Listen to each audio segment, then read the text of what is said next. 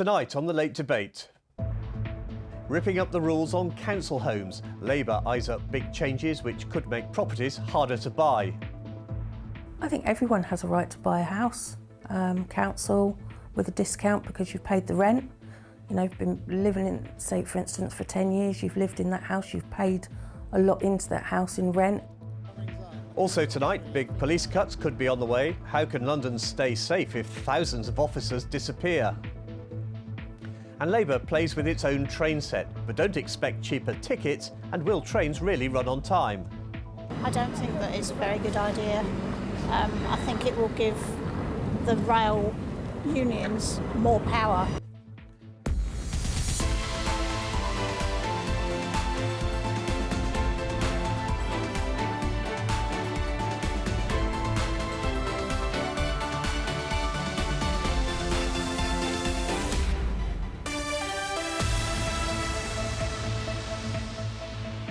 Hello and welcome to the Late Debate.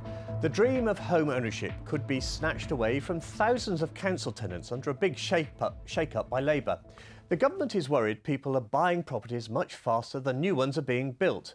New rules could dampen demand for Margaret Thatcher's flagship policy from the 1980s. Emily has been a council tenant for more than 30 years. She lives in a 3-bed terrace at Sunbury-on-Thames with 6 of her 8 children and wants to exercise her right to buy.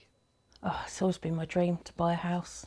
I am going to college and university, so when I get a job, then my son works full-time, so between us we'll be able to afford it. Don't you think this is lovely? And the trouble Mrs Patterson's taken with it. It's almost 45 years since Prime Minister Margaret Thatcher had tea with the Pattersons at their house in Harold Hill in East London. It marked the start of the Conservatives' right to buy revolution. Since the introduction of the Right to Buy scheme, we've sold off more than 2 million council properties, and at the expense of what? Now we currently have 1.4 million people waiting for a social home. Now the Right to Buy discount enjoyed by the Pattersons and many of their neighbours has been cut. In London, it's been set at £16,000, down from £136,000. And tenants might have to wait up to 10 years before they're eligible, instead of 3. We said that people should be able to buy their home if they've lived in it and raised their family in it for many years. But currently, we think people get that discount far too soon. Critics of Right to Buy argue successive governments have failed to build enough new council homes to replace those sold off. We are losing far more homes than we're building at the moment in terms of social rent. But we need at least 90,000 social rented homes every single year for the next 10 years. And the government has an opportunity at the spending review to invest in a new generation of social housing. But the proposed changes haven't killed Emily's dream. Eventually, we'd like to extend to make it bigger because we've got quite a large family, and then maybe one day move. I also think that this is an insurance, my pension fund really. So obviously eventually sell it and, get a smaller place, and that's my pension fund. For more than 4 decades, council tenants have been given a helping hand to get on the property ladder. It's about to become a little harder. Joining me now to discuss that are my guests tonight. For Labour, Anne Clark from the London Assembly. For the Conservatives, Romford MP Andrew Rossendale. And for the Liberal Democrats, the MP for Harpenden and Berkhamsted, Victoria Collins. Welcome all of you. Anne, what's more important to Labour, social tenants being able to own their own homes or more social housing? I think what's clear is we need more social housing, and that's been true for some time. And the reason that this is coming to a head with Right to Buy is we're losing more homes to Right to Buy than we're building. And so there's a large gap right now. And I know that we need to be building those social homes. We're starting to build them in London, but we need social homes right across the country, and we need to pick up the pace of building them. Does Labour have anything against home ownership? Absolutely not. I mean, home ownership, I'm a homeowner, lots of people are homeowners, and Labour do support home ownership, absolutely. And, we saw Emily early on, and one of the things that's being proposed by the Labour government is people who've lived in their social homes for a long time, even we just had Angela Rayner say that people like Emily would still be able to buy her home under Right to Buy. But it is right to start consulting on this. Andrew, is Maggie spinning in her grave? Well, when Margaret Thatcher came to Romford and the first council house, she handed over the keys. This was the start of a revolution, a home ownership revolution, giving the average person the opportunity to own their own home, to have a stake in their future, to hand something down to their children, and to have mobility, because if you own your home, you can sell it and move somewhere different. So that's now being watered down, and I think it's a very detrimental step. I think that the principle of home ownership is something we should all be supporting. So what the government are now doing are making it very difficult for a family that works hard, pays rents, looks after their home, treats it like their own. They want to buy it. They're making it hard to do that. So I think it's a very retrograde step. Why have councils failed to build enough new social homes? Well, I mean, quite frankly, the Conservatives left us with a housing crisis, an absolute mess. But this has been going on for decades, hasn't it? Well, yeah, but the Conservatives have also been in and out of power for decades and didn't set us up for success. But I mean, for example, I mean, the Liberal Democrats are very bold in having a target of 150,000 social homes that need to be built. And actually been quite disappointed we didn't see that in Labour's policy declaration on planning. So they need to be bolder about that too. Do you think the cut in the discount is going to particularly harm home tenants in London who want to buy? I mean, that's a huge drop from a £136,000 discount to £16,000. Well, the cost of housing in London generally is just very, very high. So the drop in the discount across the country, at least let's bear in mind this is at proposal stage. There's an open consultation on it as we speak.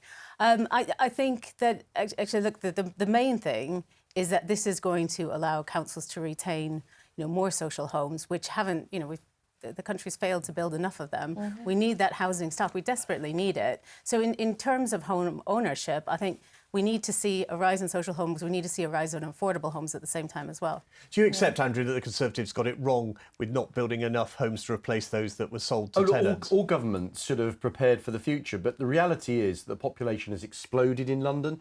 It used to be 6 million, it's more like 10 million, even more than that.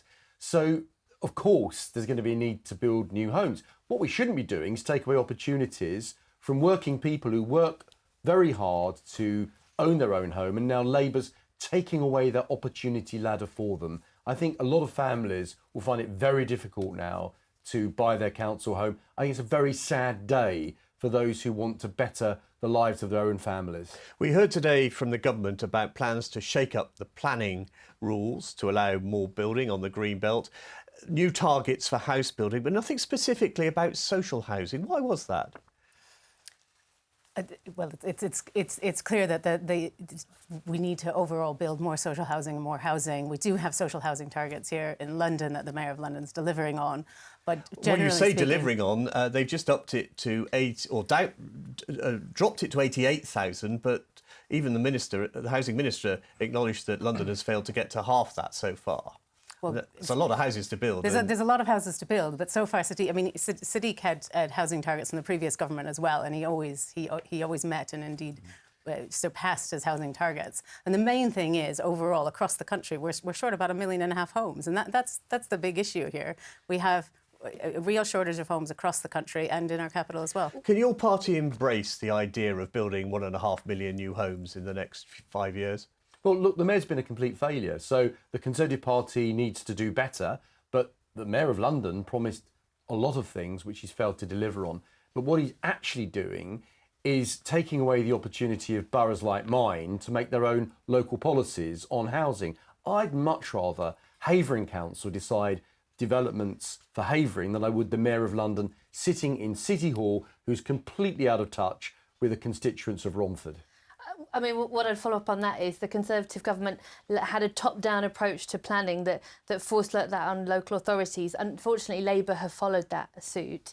And so I've been quite disappointed in that, to see that. But also what we've got to get back to is the problem we're trying to solve is that people can't afford their homes or to buy their first homes. So it's not just about building 1.5 million homes, it's the right ones. And that's why I think there should be bolder mandates on social housing. Your party, the Lib Dems, famously won the Cheshire by-election by promising not to build new homes. Are you going to be NIMBYs?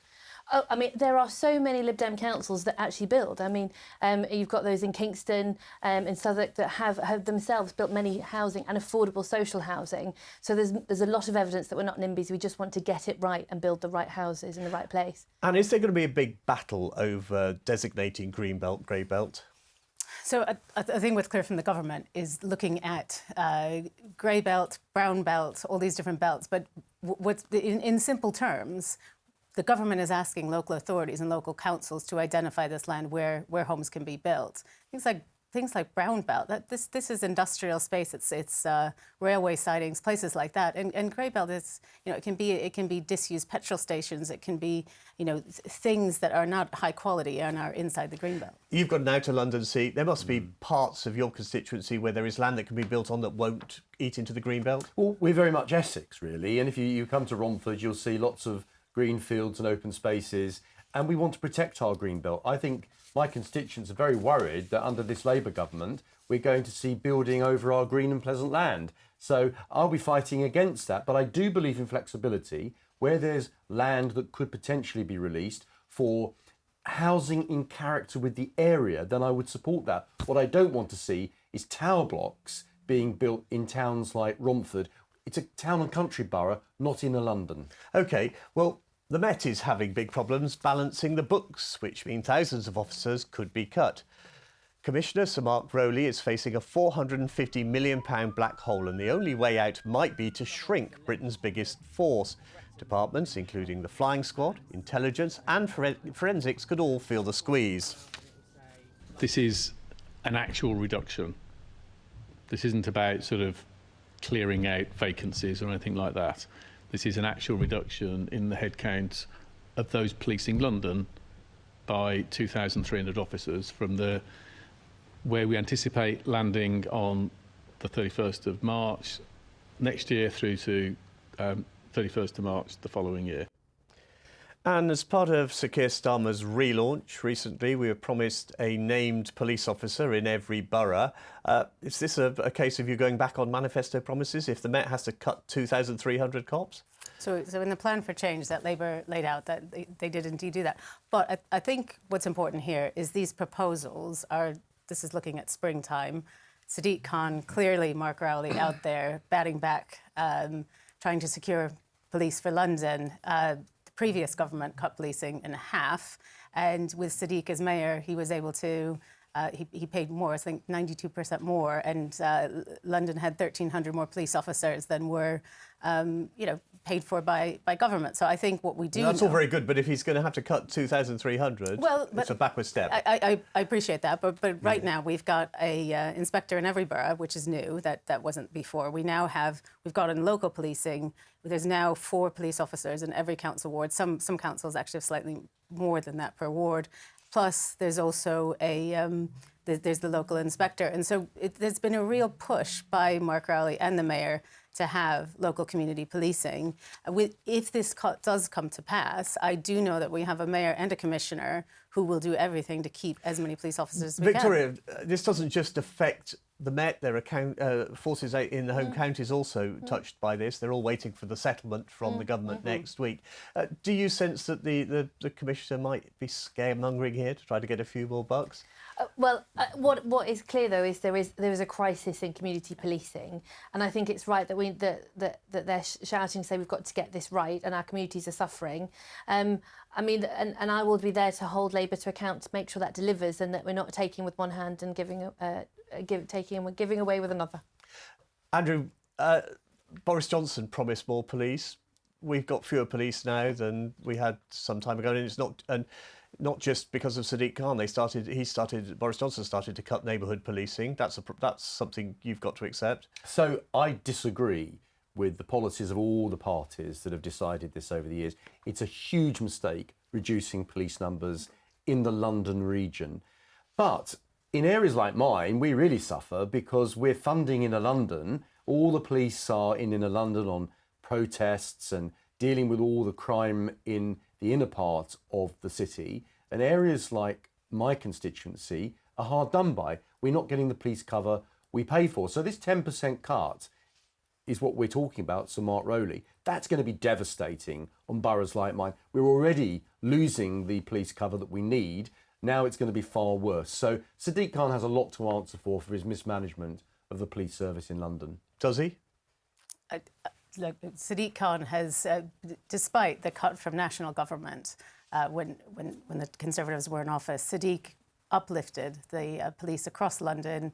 I think, you know, crime rose across the whole country during the Conservatives, and I think for the Conservatives to always blame Sadiq Khan feels a bit rich to me. The Mayor was very vocal about government cuts when the Conservatives were in power. Do you think we're going to hear the same loud voice from City Hall if the current government cuts police funding? Yeah, and I think the real difference is, right now, we've got a Mayor of London who actually speaks to the government will speak to him. He's meeting with ministers. Before, I remember sitting in the London Assembly and the Mayor was writing to government ministers who wouldn't respond. So it's a very different relationship, and I think it's a working relationship. Andrew, do you think we've got scaremongering by the Commissioner here, or is it for real? Well, look, he's obviously going to fight to get the best possible resources to do the job, but we know the Met is already stretched. We know in the outer Greater London areas like mine, we lost all of our police stations except main ones. We don't see the bobbies on the beat like we were promised. The community, you're right, Victoria, community policing is in crisis. But, you know, I say to Anna, you know, it's fine if you're in Camden, you get police around there. You come to Romford or Hornchurch or Collier Row, you won't see the police. Even if you report a crime, you can barely get them to come out. So this is unfair system. Outer London is paying for inner London, and my constituents have just about had enough. Do you see many police in Berkhamsted? Sadly not. When I do see them, they're very nice, but there's not enough of them. OK, well, if there's one Christmas present Londoners really want, it's a rail service that runs on time. Labour thinks it can do that by taking control of the network, starting with South Western Railway next year. But will nationalisation stop delays, rising costs and cuts to services? Not everyone is convinced. I don't think that it's a very good idea. I think it will give the rail unions more power than they actually warrant. They're unreliable, we're always moaning about them, so we're hoping the nationalisation is going to be a good thing. I think it's fantastic. It's about time that we got the profits from the rails companies back into our own country and not for other countries. It's delayed, it's expensive, so I would be very interested to know what we as passengers would get if it's nationalised. Victoria, what do commuters from Berkhamsted want? Better trains, for sure, and much better prices. I mean, we're half an hour outside of central London, but it's £30. A £30 return for a 30-minute journey. That's just ridiculous. But so we're calling for the better pricing, better service, and also more regular service too. I think your commuters are going to have to wait a bit longer for the cheaper tickets, because we know that fares are going up by 4.6% on the railways in March. The new Transport Secretary has made it clear that fare cuts are not on the agenda with nationalisation. We'll find out probably tomorrow what the Mayor's planning to do with fares for Transport for London. But if people can't expect cheaper fares, what are they going to get from rail nationalisation? Well, a number of things. It's not, and I think we know that most people think it's the right policy.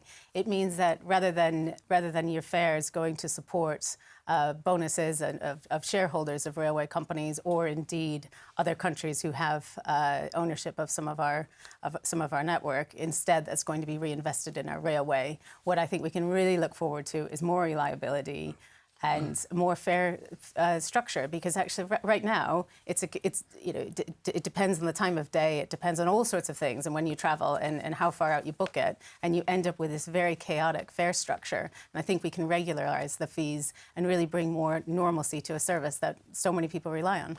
Andrew, you have to acknowledge that opinion polls do show that the majority of people in this country like the idea of a nationalised railway system. Well, they do. But it's not right. Actually, if you analyse the public sector and how good they are at running public services, they're not as good as if you put the private sector into the equation, because the private sector invests billions of pounds, as they have done, into our railways. Where's that coming from? The taxpayer is now going to be funding all of this. We always knew that nationalised state-run monopolies are inefficient, very expensive, waste a lot of money, and that very sensible lady you had on a minute ago, she's absolutely right. The trade unions are going to be pulling the strings again. So I look forward to the fare reductions. I look forward to the trains being run on time, but I wouldn't hold your breath if I was you, Simon. The new Transport Secretary, Heidi Alexander, is a former Deputy Mayor for London, Deputy Mayor for Transport for London under Sadiq Khan. Does that reassure you, or does that alarm you? Well, look, we all agree that we need improvements to our railways. We all agree that there are issues with them, and none of us have the perfect answer to any of it. So I welcome the fact that she is now the Transport Secretary. She's got a lot of experience in that field. But I don't think that nationalisation is the answer to all of our problems. I would prefer to see the private sector play a central role, but with government cooperation. Ownership in the public sector very rarely produces better results. We're promised Jam tomorrow when Great British Railways comes into being, but we already know that there's a dispute in the Department for Transport over when that should be. The last Transport Secretary, Louise Haigh, wanted it to happen quite quickly. The current Permanent Secretary suggested it might take a couple of years. Have you any idea when it's all going to get better for commuters? Well, to put an exact date, what we're seeing though is as the contracts come to an end is when there's conversations happening now, and that's a very live conversation. But just getting back to Heidi Alexander being appointed, I did have the enormous privilege to work with her when she was Deputy Mayor for Transport. And if Sadiq can deliver frozen fares in London year on year on year, I think that bodes very well for a train network under Heidi Alexander. Well, we're going to have to wait and see whether he's going to be able to continue delivering frozen fares after the last Transport Secretary told him he must increase them by 4.6%. Victoria, a lot of people from your constituency come into Euston. We know there have been a lot of problems at Euston. Louise Haigh promised to take responsibility and get it sorted. Have you seen any sign of it getting better?